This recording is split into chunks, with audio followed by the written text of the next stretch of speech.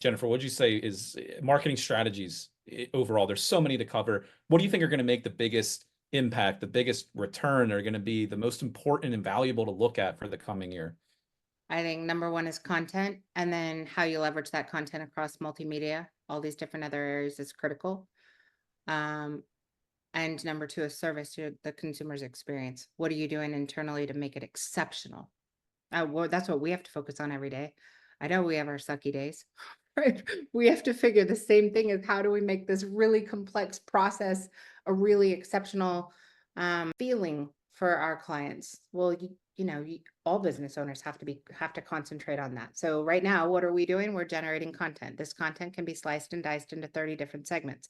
I can have podcast content, video content, YouTube content, social media content. I can turn this into a course. I can turn it into a manual. I can turn it into a blueprint, a downloadable handbook. I can turn this content into anything. So I think this is content. Number one, how are you contributing to content? Do you guys have a quarterly media day? Do you have a spring and a fall media day where all you do is gather and create content, pictures and images and videos and B-roll and everything that you need?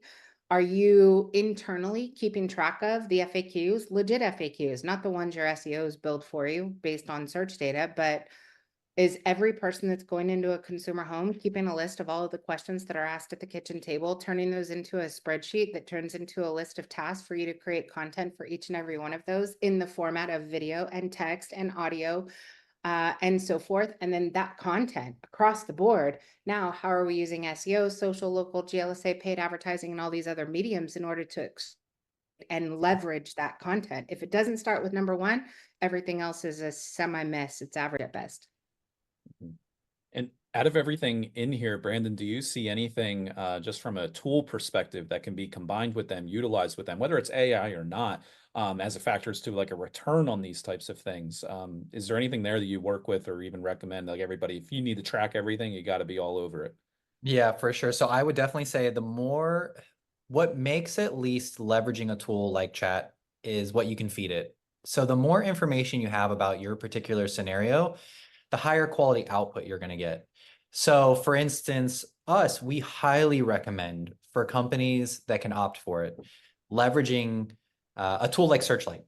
We'll use that. That gives us a ton of data to go back to the market and figure out where we're nailing it, where we could be better at, where we're doing great, but maybe our partner, the company themselves, is missing it on lead conversion.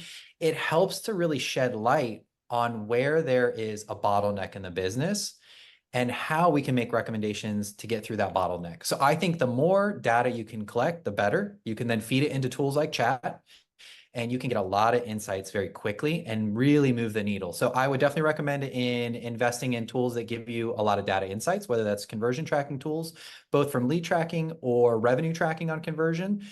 That's going to be like your number 1A. Now you can get some clear direction. You can work with your agency partners to develop that plan and really refine it. As we get in a more competitive landscape, knowledge is power.